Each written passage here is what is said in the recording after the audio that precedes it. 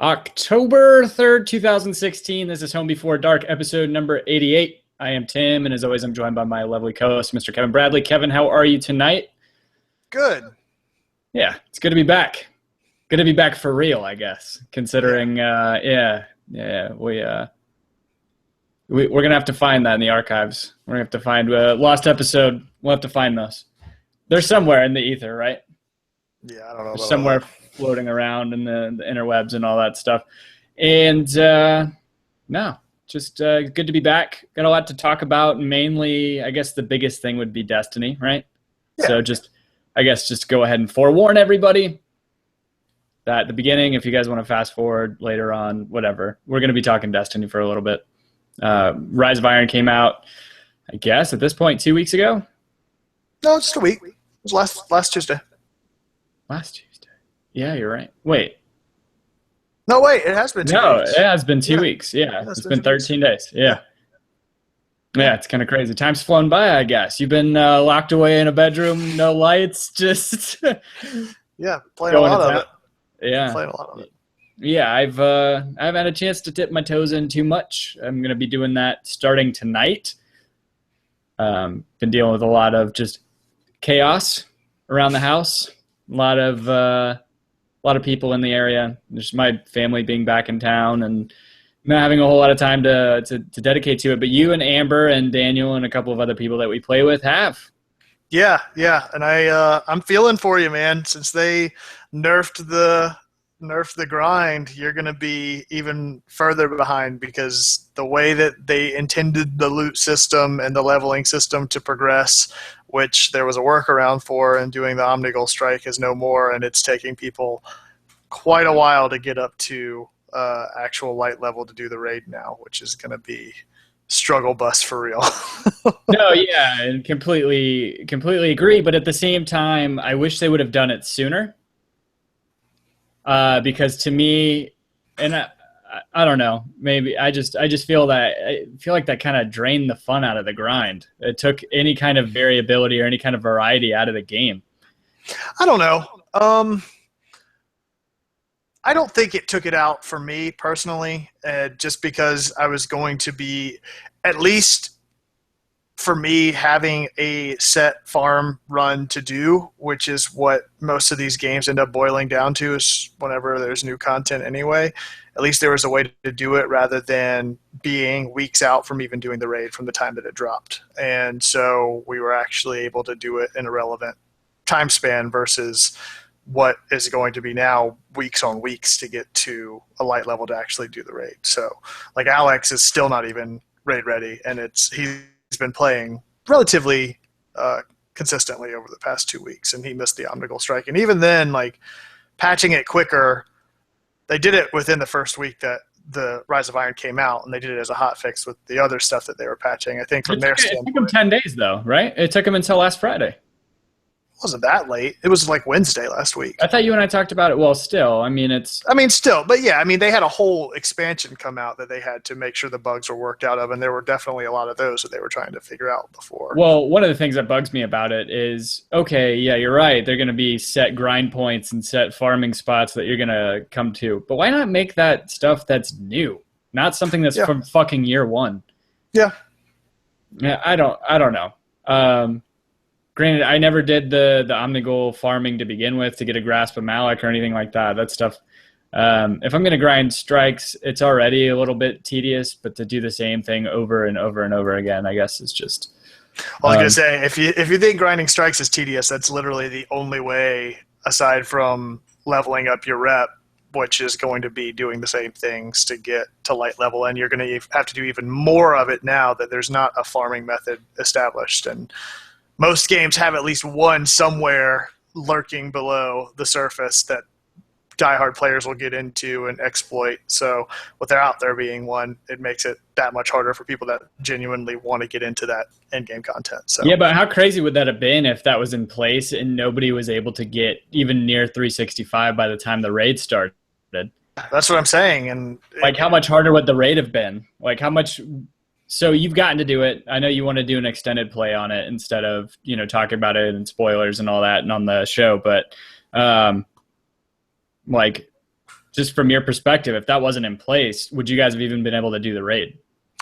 I think some would. People that did it the way that I did it would have probably been close enough, which was to prepare a couple of months out before the content came out and save everything until the last day. Like, I got up to 365, and then I still jumped another 7 light levels to 372 before we actually went into the raid. So you can get to 350 with just vendor gear to begin with. So I could have conceivably gotten to 350 just flat out vendor gear to begin with anyway, not counting all of my engrams and all of my legendary marks and all of my motes of light for rep. So if I jumped 7 light levels with just packages, I think it would have been conceivable for me to get to 350 to make the jump to 365 to be raid ready. I think it's definitely possible because you really only had to jump up 15 light levels, and like I said, that's the base level that all the vendor gear is dropping at. So I think it's definitely doable. Okay. Yeah, but it would have taken that prep. I mean, you can't. It wouldn't have been doable without all of that stuff that I had on the back burner with that intent in mind. You know. Yeah, no, I completely agree. So, but those are the kind of people doing that day one. You know, it's not people that are just jumping into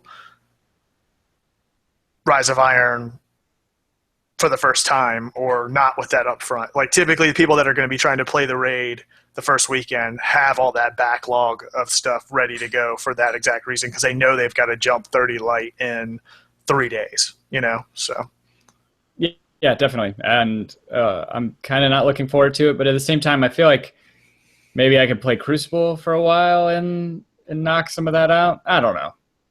Yeah, it's just like I said, they've taken out a lot of the randomness in the drops, which is good and it's bad in that you're not getting a lot of drops that are lower than your current light level, but that means that all of your stuff is at a graduated rate. So it's like those random drops that you would get that were 5, 10 light levels above what you were currently at, that would give you a big 1 or 2 point boost overall. Those don't happen anymore. Your gear is going to drop at 1 or 2 light levels above what your current slot's holding. So it's very incremental and very slow paced for those big jumps. So. Well, that's got to be just because they wanted to draw this out for a year. Oh yeah, absolutely. It definitely was. But I think that's sort of a planning standpoint for them. If that was the intent, then whenever you've got a raid coming out 3 days after launch, people are going to find the quickest way to get there. So if that was the intent, was to stretch it out, don't put the biggest end game content 3 days after launch. Stretch it out to a month after, or how long did we wait for King's Fall? I think it was just a couple days after as well.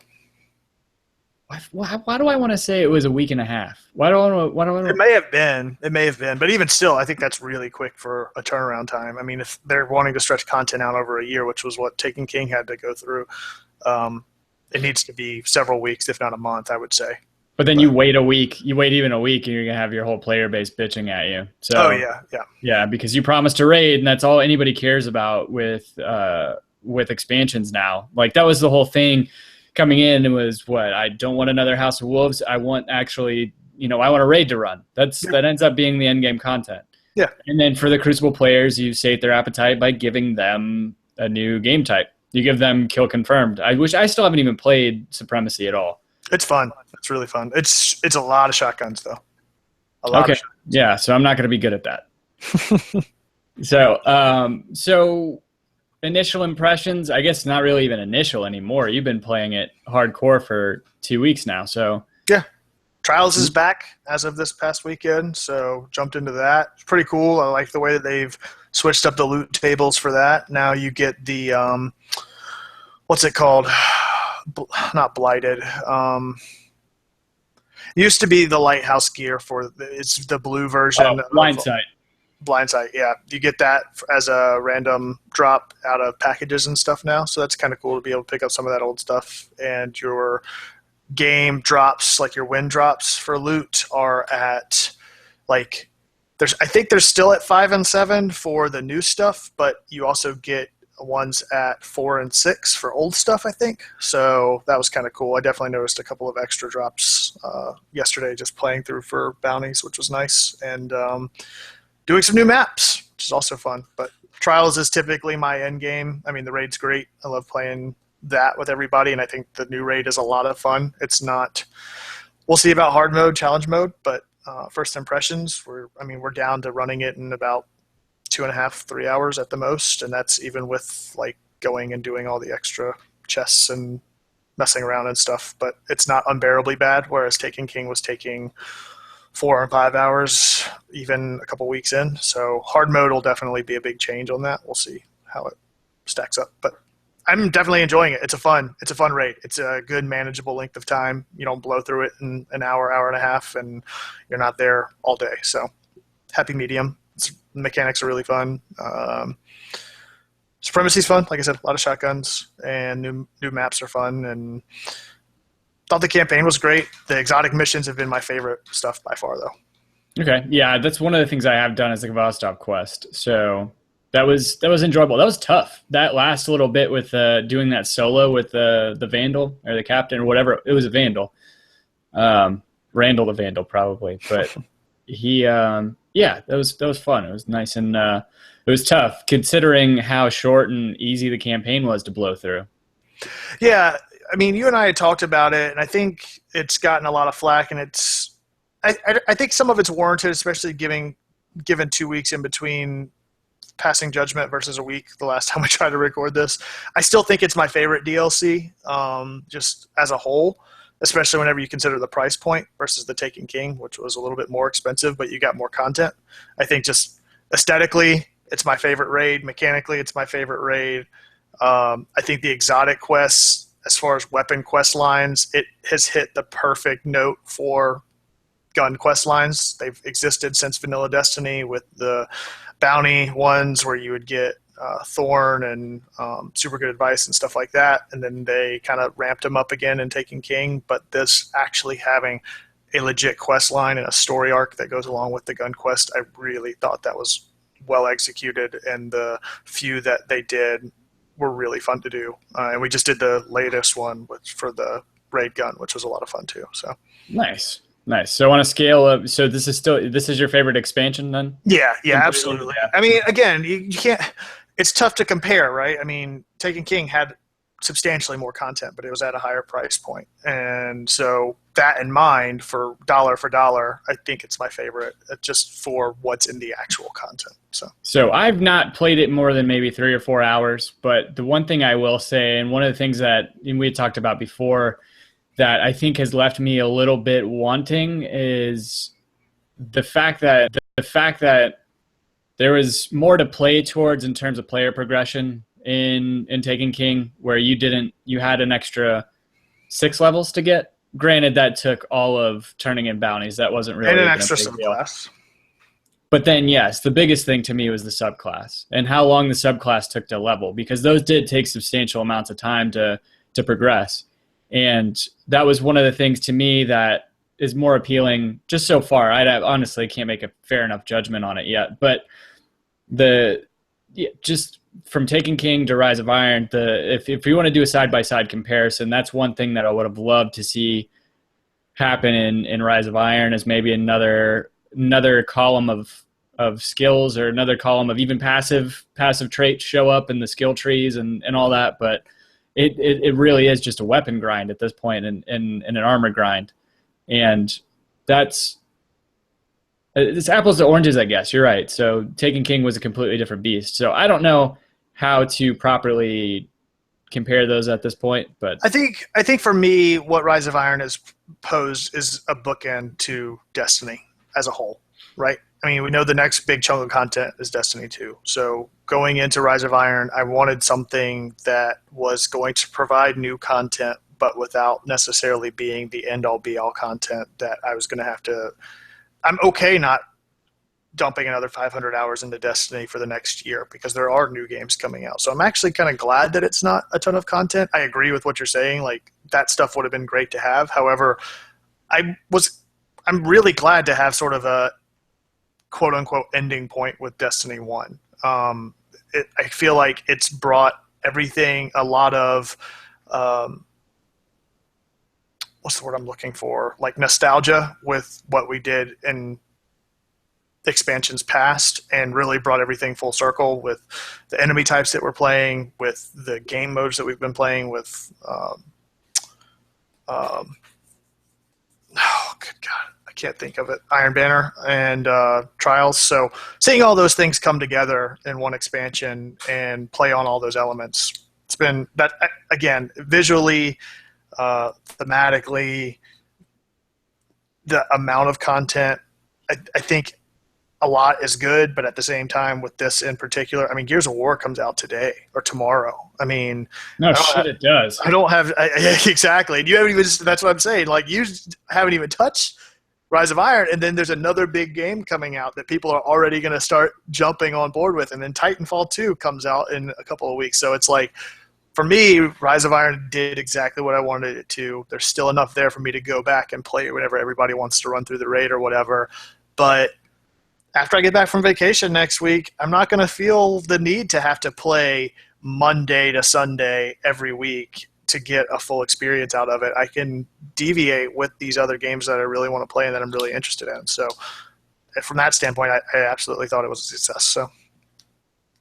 So you mentioned it, Destiny 2. There have been reports in terms of some of the stuff, and people are up in arms. They're either very accepting of it, like I am. It's very polarizing, the things that have come out, or the rumor. I don't even know if they're rumors at this point. But in the report talking about just it being, essentially a fresh experience. Yeah, and making the jump to PC too. No, that's true too. And cross-platforming is most likely going to come into play. I saw a report come out where Microsoft said it's ready for PlayStation to on their end to flip the switch, whatever, to start cross-platform. We'll see if that happens. But yeah, that's first of all, that's huge, adding a PC player base, because I already know people who are going to start playing it because they don't want to play on a console. Right. And now have the access to play it on PC. I think it's good though. I mean, it's going to follow the same. It's going to follow the same player base as COD and Battlefield in that aspect, that I think the majority of the player base will stick to console, but it does open up a lot more avenues by bringing it to PC. So I'm all for it. As far as the stuff goes with killing existing characters, I don't know if I'm completely sold on it. It's going to be a really, really delicate balance with what they have to do to make that successful.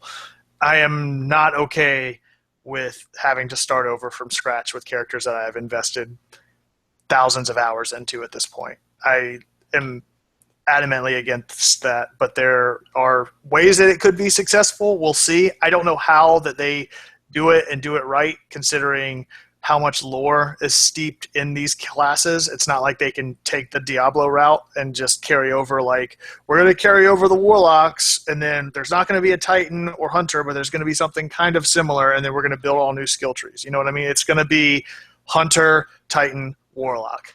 So is it going to be the same three subclasses? I mean, those are steeped in lore too. And if so, is it going to be the same skill tree? Because I don't want to fucking redo three subclasses the exact same way and the exact same things in a brand new game and spend hundreds of hours just doing my skill trees again. I'm not okay with that. That's the only way to do it, though. And Destiny has aspirations, it seems, to become a full-fledged MMO. And I want to say they wanted to get away from that and also being called just an FPS. But at what point, or what do you call them then? What do you call this game? It's not a hack and slash. It's not a dungeon crawler. It kind of is, but then it also has MMO elements to it. It has social elements to it that Diablo doesn't have.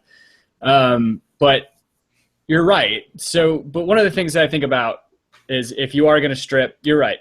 If you're going to strip the skill trees, or if you're going to strip the characters to where you have to go through the progressions again, even if it's the same subclasses, it can't be the same skill tree.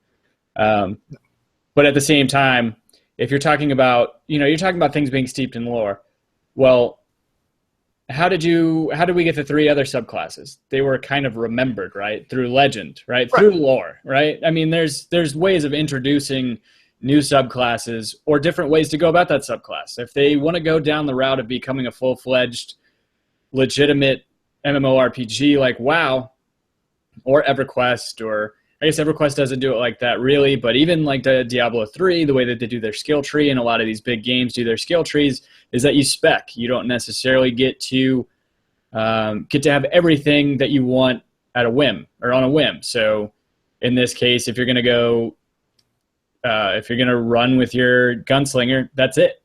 I mean, you get your gunslinger, you get to go down your path of your skill tree. And then if you want to switch over to Night Stalker, if you want to switch over to Blade Dancer, or anything else that they wanted to add to it, you got to go to a vendor. You got to pay some glimmer. You got to pay some marks. You got to pay something so that you can respec. And I think that adds a whole new element to the game. I think that adds some sort of variability and some strategy when it comes to especially raids and trials. And if you're going to go into a trials passage and the three of you choose your shit to start with, you got to make sure that you guys are strategically choosing that. And if you go up against a class, or if you go up against a team that is, tit for tat, your weakness, or if they're just the more, if they have the edge on you, you can't just go flip a switch and then go get the edge on them. I know that takes a little bit out of the fun of the on the fly elements of trials, but at the same time, it could add an extra element of strategy to where you have to think on your feet with what you have, not necessarily what you could have. And but you're right. If they don't do it that way, if they go, you got to just essentially rebuild your character with what's already there. That's a really stupid idea. Yeah, I mean, the only thing I can think of is that they come up with new attacks and new variations on the subclasses. I mean, the subclasses are based around elements, so knowing that they were going to get the missing elements in their new subclasses made sense. Getting Void, Solar, and Arc for the 3 new subclasses. It made sense. It wasn't like it was just something that didn't exist in the game. So now you've eliminated all of those elemental damage subclasses at this point. So either you introduce a new element to do new subclasses. How about poison? Or you have to change up again. I even think going through a skill tree that's going to lock you into Gunslinger, and inevitably you still end up with the same perks. I'm just going to be so frustrated with that. Well, if it's something new, I'm okay with it. Yeah. But even still, I agree. Locking in a skill tree, I agree with all that stuff. What it does to the economy, it forces you to think more strategically. It gives a little bit more emphasis on the legendary marks and things that already exist in the game. But at the same time, I don't care what the skill tree is. If it ends up with the last thing being self-res or golden gun or Night Stalker bow and arrow, I don't care. I've already done that, and I've already earned that right. So I don't want to have to do it all again, no matter what twist you want to put on it. I'm not okay with it. No, I agree completely. They need to, if they're going to do that, if they're going to overhaul, or if they're going to strip, they need to overhaul. It can't be one or the other. So. Yeah. And I mean, they could find a way to make that in the lore, and I think that could be really interesting if all of a sudden the Traveler, now that the Traveler leaves, dude. Like, what happens then, right? Well, Traveler can't really leave. The whole reason why Traveler is here is because of Rasputin and his protocol that prohibits the Traveler from leaving. Like, he attacked the Traveler, and that's why the Traveler shows that little sign of damage. It tried to leave. Rasputin poised a strategic attack on it, and now it's forced to stay at Earth. Some events transpire which could lead to potentially it leaving something anyway within the lore. No spoilers, but still, I think it's open to the fact that there's enough power within the construct of the game between the all-knowing, all-powerful Traveler and the War Mind and everything else within the confines of this game that there could be another collapse, essentially. It's already happened once. It happened to the Fallen. The Traveler left the Fallen. That led to them becoming what they are now. If some major event was to transpire, wiped out what we knew as a class of Guardians as we know it, and then you formed new subclasses, that would be much more compelling to me than just starting up a new experience and having to do it all from scratch. It would have to go that way. I hope Bungie's listening to you. I mean, that's the only way it would work. You have to find it. You have to have an event that completely disassembles what's existing now, and that does not happen in the content at the end of Destiny. And there is no content planned leading up to Destiny 2. So it has to be well thought out and well established instead of me booting up Destiny, having to find the Arcadia again, and having white gear on. I'm not okay with that. Yeah, no, I'm not either. And I know there are a lot of surprise kind of cryptic elements that are still at play, right? You have Xur isn't one of the 9, right? He speaks on behalf of the 9, right? Rasputin is, I want to say I saw theories that he is one of the 9. But you have the 9, right? They're crazy people. They're essentially the bankers that run the entire universe, right? So you have those guys at play. You have the Cabal that we've seen the tip of the iceberg on, supposedly. Right. That could But still I don't wreak know what havoc. would happen with the Cabal that would influence the Guardians, though. That would be my thing. It's like, what has the power to shape the constructs of what the Guardians have currently? And it has to do with the Traveler. That's the only thing that has that ability. That's what the Guardians' light's forged from, is from the Traveler's power, and it's what the Fallen's powers are forged in. Cabal are just a war race, so they don't really have any special, except for the Scions, which we know little about. The Hive are just darkness in and of itself. So potentially there's something there. If they could take the Toland route sort of thing, where somehow there were things that happened at the end of the Taken King DLC that could play into another Hive character somehow stripping the light from the Traveler and thus Guardians as a whole, and then having to reclaim that light some way. Could see something like that. But there has to be some huge world-changing event to play into the rationale behind restructuring subclasses. It has to happen. I'm not on board with just buying a new game and starting from scratch without any... And I have enough faith in Bungie that they have the right people on board and the wherewithal to make that happen. You know what I mean? Yeah, no, I completely agree. I have faith. Yeah. So there are new things. Your idea about poison, that's not too far off from the idea of Siva being a subclass. Siva is a naturally occurring element within that world, just as much as Arc or Solar is, Yeah, so that's the, you think about the damage types. One of the damage types is definitely, with a Thorn, it's like poison dot. It's not, not any of the other elements. It's not Arc or Solar or Void. And then you have the witches, the wizards that cast poison too? Uh-huh. Yep, so. And Night Stalkers. Yeah, that's true. I guess that already is in play a little bit then. Mm-hmm. Mm. But it could be a completely different take on that if they have that element there. Amp it up a little bit and put a little spin on it. But yeah, I'm okay with it. Obviously, there's not much that Destiny 2 can do that's going to dissuade me from getting it. So I'm just being a crybaby. I'm on board. So it's just being a crybaby. Yeah. I just want it to be done right, and I hope that after 3 years it hasn't become a title that's I'm destined to be disappointed in, because I have yeah. A lot of the stuff that they've put in is with that reason in mind, is that there's enough there to build on, and they have a lot of different directions that they can take it in. So yeah. So that's 30 minutes already on Destiny.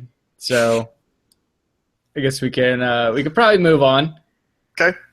I think before we get to WestWorld, the one thing I did want to talk about, since you play this game and you like this game, or you haven't played it in a while, but I wanted to get your thoughts on the false advertisement investigation and lawsuit posed against No Man's Sky.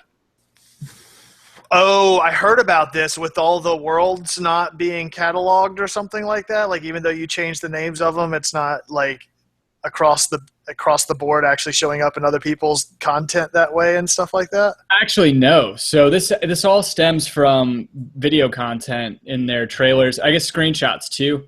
So They made false claims, apparently. So the things that are under investigation are the user interface design, which is apparently not on par with what was in their trailers and advertising. Ship flying behavior, so in formation with a wingman flying close to the ground, which I guess you can't do. You can fly pretty damn close to the ground. Well, I think one of the things in the trailers was that showing a seamless flight between space and you getting to the ground and getting out of your ship. Still do that. It does that exactly. That's weird. The behavior of animals. So it showed them in herds, destroying scenery in the water, reacting to surroundings. I've seen that. I've seen them in herds. Large-scale space combat. Have not really done a whole lot of that. There was some, but not a ton. Okay. Structures and buildings don't appear as they're pictured. Flowing water, same thing. This is kind of like high level, just kind of a bulleted list. The speed of galaxy warp versus loading time. Aiming systems. Screenshots. The size of creatures, I guess, are not as they are. This is funny. It's like old school Wendy's biggie size billboard false advertisement shit. Behavior of ships and sentinels in the screenshots. Structure and buildings as pictured. It's just so ridiculous. I can't believe that this is actually happening. Store page in general. I guess the reference, the lack of loading screens isn't on par with what they had advertised. I know they've already fixed a lot of this in their advertising from what I was reading, but there's still some stuff up that yeah, I don't know. Huh. There's still stuff pending, I guess. I'd only heard recently that I guess somebody did some mining to find out that whenever a player changes the names of certain things, that it's not set back to, it's not cataloged in a database that's being populated to other people's games. Oh, well, that's a big deal. Yeah. This is, again, hearsay. I haven't done the investigative journaling to go backtrack that. It's just what I had heard that somebody else had heard. So yeah, so I thought that was interesting. I wonder if anything will come of it. It's from your reaction, it sounds a little frivolous. Yeah. I don't know. It sounds like a victim of a hype machine that was... they were already a victim of the hype machine. Yeah, exactly. I mean, you keep pushing back this title. That was the big release title that's been the carrot on the end of the stick for PS4 owners for a while now, and it doesn't live up to that. And it was destined not to in a lot of ways. So, yeah, I'm sure the people doing that would not surprise me. Yeah, I guess the guy who was writing up the whole thing about the lawsuit said that he's played at least 100 hours of the game and never seen a planet that looks like the most iconic image, which, yeah, like the beach with the red trees and everything that you see in the trailers and the screenshots is nothing remotely close to that. And I think that's part of what yeah. So it's interesting. Again, to see if anything comes of it. It's like kicking somebody while they're down, because those developers are already taking so much shit for I guess their inability to live up to the hype in most people's eyes. Yeah.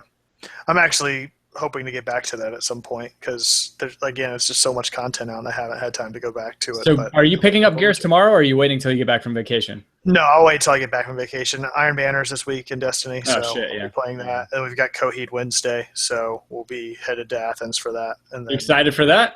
Oh yeah, really, really excited for that. They've already posted their set list, and it's like a dream set list. So really excited for that. Yeah, I noticed a lot of bands have been playing in Athens recently, and it seems like it's opening up more and more to bands coming. I know that you've seen Coheed up there prior, but I've never seen, just in looking at the list of shows close to Atlanta, I've never seen so many big bands show up in Athens. Maybe it's just that time of the year, but I want to try to find the set list so that I can tease you with it, because it's so it's them and it's Polyphia, and who's the other band playing with them? Saves the Day. Oh, damn, that's old school, man. Yeah, they've been around forever. I remember going and seeing Bane and them talking about how they went on their first tours together, which would have been like early 90s. So Ghost and Keeping Secrets of Silent Earth 3, Blood Red Summer, Island, Everything Evil, Century of the Defiant, Favorite House Atlantic, Eraser, Here to Mars, The Crowing, Delirium Trigger, No World for Tomorrow, 10 Speed, Peace to the Mountain, Encores, You Got Spirit Kid, Nirvana cover, and Welcome Home. Well, damn. That's a pretty fucking stout set list. Yeah. I'm excited for What that. have they been covering by Nirvana? I can't remember what it is. Is it it's Drain You or whatever? What is it? Drain You? I don't know. I saw them post something Drain about You. how they've been covering Nirvana lately. Yeah. I like the Jimmy Eat World cover a good bit, but I think they've kind of stopped doing that because they were doing that pretty regularly for a while there. What were they doing? What's the Silver and Clover song? Oh, yeah, Praise Chorus. Yeah. So that's exciting. I just bought my ticket the other day. I know you can't go because you guys are going to be coming back, but Dance Gavin Dance and Hail the Sun next Friday. No, we won't be back till next Saturday. So yeah. So that'll be a good show though. Yeah, it's going to be funny because Tillian broke his leg a couple weeks ago, so he's like up in like a immobilizer. Oh, jeez. Yeah, just standing up on stage. I'm bummed. There's a couple of really good shows this week that I'm gonna miss. I'm gonna miss that. Isn't Deer Hunter this week too? Deer Hunter was last night. Oh, jeez.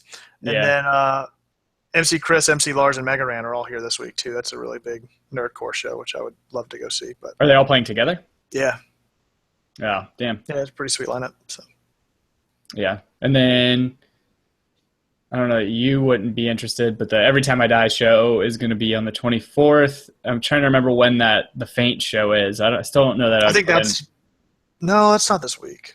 It's next week, I think. Yeah, maybe. Yeah. I still don't know that I put the money in for that. No. There was a couple shows that I was dead set on going to, but just ended up falling through. I really wanted to go to see those used shows this past week, but hindsight, I'm glad I didn't go to any of the I the Mighty show was another one, but I've already seen them a couple times this year, so I'm good with that. Yeah. That was saturation point, right?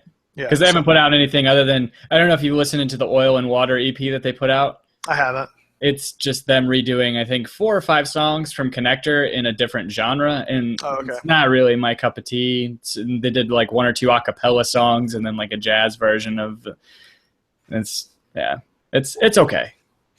So all that said, what have you been listening to lately? I've actually listened to some new stuff lately too. So the 23rd. Every Time I Die, I put out Low Teens that I listened to. I've probably listened to that 30 times through all the way. It's by far the best album that I've heard come out this year. And just trying to think of what else. I'm bad at this because I got to pull up my most recently listened to stuff. So that's what I just did. So I actually got some time to go back and listen to Stranger Heads Prevail, which was the latest from Thank You Scientist that came out a couple months ago. I finally sat down and listened to Vacancy by Bayside a couple times through. Definitely enjoyed that. And MC Chris put out a new album this past week, MC Chris is Dreaming, which has been a pretty nice return to form for him. I wasn't crazy about his last album, so it's nice to see him get back to something. I tried listening to Low Teens. I don't know if it was just my mindset at the time or what, but yeah, it's fucking heavy. Into it. Yeah, I just couldn't get into it the first listen through. But. And the lyrics are crazy because it was written while he wrote it while he was watching his wife and his baby or his unborn child hooked up to life support machine. So yeah, it's a little brutal. Actually, band that I've been listening to nonstop, and I don't know why I didn't just think of this immediately, is Protest the Hero. I've gone back and listened to them, dude. Man, I didn't give Volition so they put out their last full length was in 2013, Volition, and I didn't give it a full listen whenever it first came out, and I just went back to start listening to it. I've listened to that a ton, and then finally listened to their whole subscription model thing, Pacific Myth, and that's good. And then just going back and listening to Kezia and Fortress, and those albums are so crazy. Dude, those guys, It's insane the stuff that they pull off, and Yeah. it's just so chaotic, but so technical, and it's beautiful music, man. But yeah, Vacancy is another one. Like that album's great. I wasn't a huge fan of it the first time I listened to it, and then going through it, and then listening to the context of it. I don't know if you know any of the background, but Anthony Ranieri and his wife were living in Brooklyn. They moved down to Nashville to be close to her family, I think, and they opened up some tattoo shops, had a baby, got a divorce. He's trapped down in Nashville. So some of the stuff like Enemy Lines, yeah, Last of My Kind, just a Yank and Southern Battlefield. Like the whole thing is about him being fucking stuck in a place he doesn't want to be. As a result of listening to that, I did go back and listen to California, Blink-182's latest a little bit more too. So that's a great album. Yeah. It's funny. I definitely like it a lot. Yeah, Danny and I were listening to that album, both of those albums, the other day in the car. So and then new Stick to Your Guns, the EP that came out. But Dance Gavin Dance has got new stuff coming out, right? Dance Gavin Dance next Friday. Yeah. No. Wait, this Friday. That's exciting. That's exciting. Yeah. Might have to put that on the plane. Yeah, it's gonna be good, man. It's and then I didn't realize, but Anthony Green's solo album came out a couple weeks ago. Oh, nice. Yeah, Pixie Queen. It's solo Anthony Green. Yeah. I still like him better with the band. I agree. Yeah. So last night, premiere of a very anticipated show on HBO. I guess they're probably their biggest push since the night of, right? Probably the biggest show they've had in the past 6 months. WestWorld came out based off of a Michael Crichton book, also kind of a reboot of a 70s movie, I think it was. I admittedly fell asleep last night, long weekend, blah, blah, blah. I have narcolepsy when it comes to watching stuff late at night. I know better than to put something on late at night, but missed the last 20 minutes. Haven't had a chance to finish it going to and from the airport today. Your thoughts on the show? I have to go on site tomorrow, which is right by Barnes & Noble. So I'm going to be getting the book because I need to know more. And first episode, I mean, you and I had talked. I'll let you give your impressions as well. But just based off of what you just said, I can't stress enough that first 30, 40 minutes, I was very much like, okay, how is this all going to come together? What's really taking place? There's something happening in this timeline versus what's happening in Westworld, and how are they connected, and where is this show going to progress, and what's going to take place. And there's these breadcrumbs that have been left along the way of those first 30 or 45 minutes. But that last 20 minutes is the episode for me. I mean, it makes that episode what it was for me and gave me those lasting impressions that I need to know more. Finding out about Anthony Hopkins' character and finding out about this company that's developing this technology and finding out what implications it has on this other world that's being created, and how all of these things have so much possibility and potential that I've got to know more. Again, despite my huge love for Jurassic Park and even the movies that people weren't crazy about, I never got around to reading the book. So after this, I decided I was like, whenever I go on site Tuesday, I'm going to go ahead and go pick up Jurassic Park and Westworld and go ahead and read them both. So, but it's very much along the same lines as Jurassic Park, though. I will say that. Yeah, that was my initial impression. This was kind of, at first it was like Matrix meets Jurassic Park, and then the more I got into it was like, this isn't really the Matrix. This is just Jurassic Park. It's Inception meets Jurassic Park. Maybe a little bit. No, Edge of Tomorrow meets Jurassic Park. Yeah. Live, Die, Repeat, whatever you want to call that movie. I know it changed titles, but Groundhog Day meets Inception. Yeah, it's funny. That's what my sister-in-law Jen said last night. She's like, "Is this just like Groundhog Day, or like they starting over every time? What's going on?" And like I said it once before. I don't care what happens, however many seasons this ends up being. I just want it to end with a giant mechanical spider and a Will Smith track. I think. Oh, I couldn't agree more with you on that. Granted, I've never seen Wild Wild West. I have avoided that movie for 15 years at this point, however long it's been. Top two movies are Wild Wild West and Moulin Rouge. Yeah, no, see, my number 2 is Tu Wong Fu, Thanks for Everything, Julie Newmar, with oddly specific reference that would just completely it's kind of along this, not along the same lines as Moulin Rouge, but it's like Patrick Swayze, Wesley Snipes, and John Leguizamo are cross-dressers. Anyway, so Ed Harris is the Velociraptor. Yep. So far as I can tell. At first I said that James Marsden, I don't know his character's name. The guy, Cyclops. Cyclops' character was T-Rex, but then later, after talking to some people, it's more like Evan Rachel Wood's character. Dolores, is that her name? Yeah. She's the T-Rex. Oh yeah. Yeah, so we'll see what else comes of it. And obviously Anthony Hopkins is going to be the other old white guy. The other old white guy.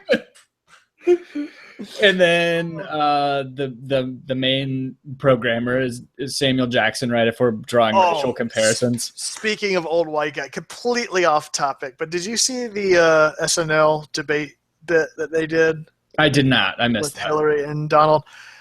I'm not going to focus on it too much. There were some really funny parts, but you've got to watch the cold open with the Hillary Clinton ode to Willy Wonka. I can't say enough good things about it. I'll leave it at that, with her having pneumonia and coming out with the cane and stuff.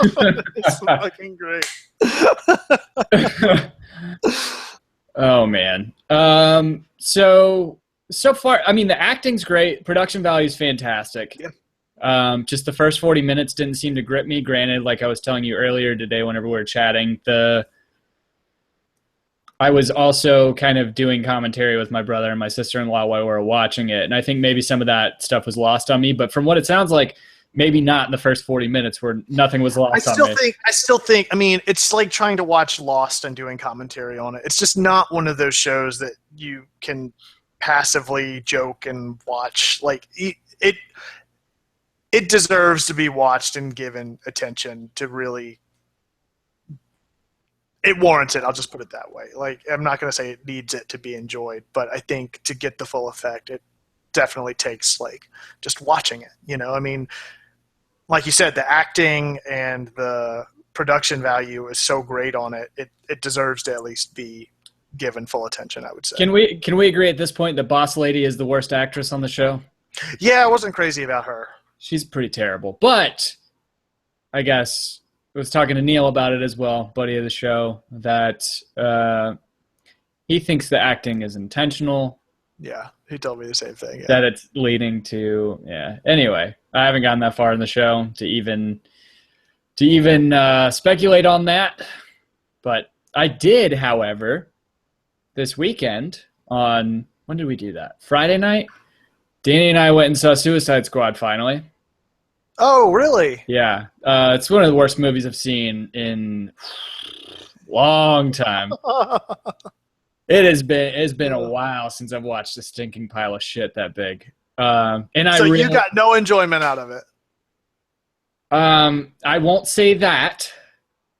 I will say that Batman vs. Superman, for all intents and purposes, is 100 times better than Suicide Squad. So you thought Batman Superman was better? 100 times better.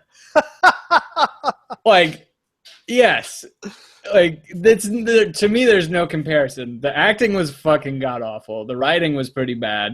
The CGI in a lot of spots was really bad. Dude, come on. So, dude I work with, Sean, it's a black dude. Just to give context, because he and I talk a lot about race and especially in pop culture and that kind of thing. He came in a few weeks ago after seeing it, and he wasn't like offended in like the traditional sense about what they did with Killer Croc, but he was offended like how stupid they made him. Yeah. And how overtly stereotypical they made him. Yeah. Like, Yeah, shawty. Oh, yeah, bruh. I'm all good. I want BET. Yeah, give me BET. Yeah. Like everybody wants stuff for their kids at the end, and he's like, no, I just want BET in my cell. Yeah. No, there were some, I will say, the redeeming qualities of the movie, to me, were Margot Robbie. I thought she was great as Harley Quinn. Jai Courtney, Captain Boomerang, was probably my favorite part of that movie, and he was hardly in it. And then Viola Davis was great as Amanda Waller. I'll say that. She was good. So you weren't crazy about Will Smith? No, not at all. Really? Yeah. I think a lot of it was maybe trying a little too hard. I don't know. Even to speak to CGI, I feel like even the spot where he's standing up on the car and shooting those possessed things, like that looked pretty bad to me. Yeah. I don't know. Maybe I was just in vacation mode whenever I saw it or something. I did not have this.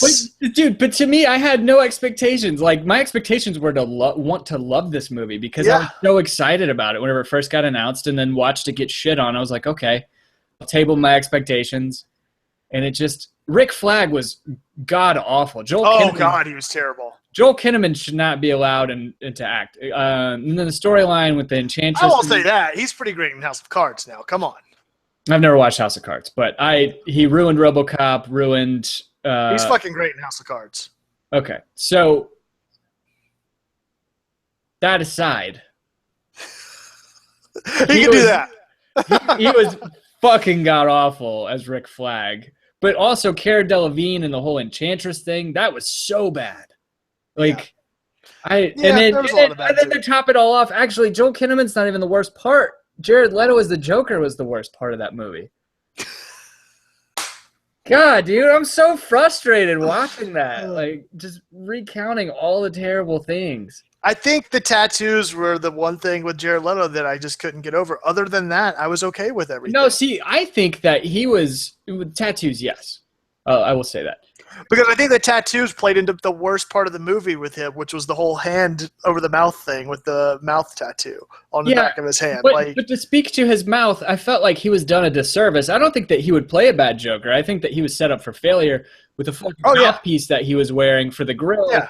And then the fake teeth just made him sound stupid. It made him sound so bad. Yeah. I don't get it, man. So frustrating. So this is a conversation we had on the way back, was DC is throwing away, to me, two amazingly cast people for their two biggest characters in the universe with terrible directors. And not to say David Ayer is a terrible director, because I love a lot of the stuff he directed. I don't know if they're throwing them away though, because I think we'll see them both back in those roles. Well, no, I don't. I'm not saying that. I'm just saying that Zack Snyder. Yeah. I don't trust the man as far as I can throw him. Just really quick, you hear that the Ben Affleck Batman has a title now? No, I did not. It's against Deathstroke, right? He's fighting Deathstroke in this movie? Yeah, I think so. And it's just called The Batman. Fuck yes, dude. that was one of the things I'm so excited about. Because Henry Cavill, to me, I hate Superman. I'm not a fan. Like, he made me not interested, but like I think he's perfectly cast for that role. Like, he's a perfect Clark Kent. I think he's a perfect Superman. And for me, Ben Affleck, same thing with Batman. I thought he was great. And then I'm so glad that they got Zack Snyder away from doing Batman, and that Ben Affleck, who's a great director, is going to be directing it. Yeah. How do you direct yourself, though? That's got to be weird. That is weird. I don't know.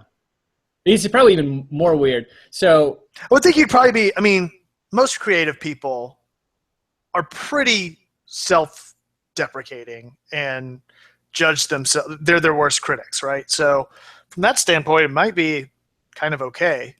I mean, you're going to be way more critical about what you're doing yourself.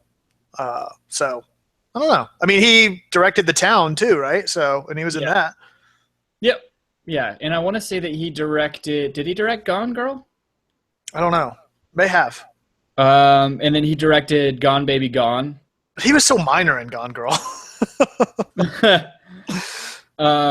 No, he directed Gone Baby Gone, which that was the other thing I was going to say. It might be even a little a little more strange to direct, and he directed Argo, and to direct your little brother, your kid brother. Yeah. So what did he do? He did Argo, The Town, Gone Baby Gone. I guess those are his only movies. And then, so Batman. But I will say the Wonder Woman movie looks pretty great. Yeah. And I could just watch Gal Gadot. To be a complete misogynist, I could watch her in a movie for, I don't even know, make that movie 3 hours long. I need to watch Batman, Superman, and Suicide Squad back to back now. Yes, you do. We need to make that. I legitimately think I may have been a victim of just vacation mentality, where everything is better on vacation. You know what I mean? And so it was birthday weekend. We were in Asheville. We just went and watched it on a whim. It was a good day. Yeah. I still don't think it's I don't know. I still don't think it's as bad as you think it is. I don't think it was that bad. I'd say. Were you persuaded by Danny at all? Did Danny influence this opinion? No, he was too. Was this your extended play mentality? No. Coming Not at all. Did he come in and catch you buying a ticket to Suicide Squad and say, "Why are you buying tickets to this bullshit?" No. I brought it to him and I asked him if he wanted to watch it. And he said yes, so I bought tickets. No, and he was 2 seats away from me. I was groaning and mumbling and laughing at the wrong parts the entire time by myself.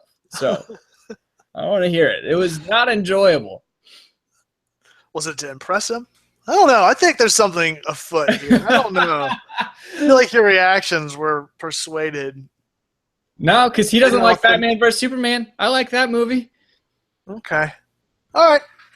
I'll let it ride. So whenever it comes out on VOD or whenever we can get our hands on it, you and I are going to watch those 2 movies. Reluctantly going to watch those 2 movies back to back. Yeah. And if there's a director's cut for Suicide Squad, we're going to watch both director's cuts. Okay. Yeah, that'll be interesting. That'll be an entire weekend. Yeah, that'll be an all-day affair. Great. Yeah. All right. Speaking of that, this all-day affair is over with. I got cold food waiting. Unless you got another topic. No, I gotta get food in the oven, man. Yeah, gotta get going. I don't even have food yet. Yeah. So thanks for checking us out, guys. Find us online. Tim, where can they find you at? You can find me at Tim Herb. Find me at The Architect. That's at _ARC, number 1, TECT. Find us collectively at Home Before Dark. That's before spelled B and then number 4. Thanks for checking us out, guys. We'll be back soon. Got a couple extended plays in the works. I'm going to be out next week, so may try to get mine recorded to release next week, and we'll see you then. Until then, as always, be home before dark.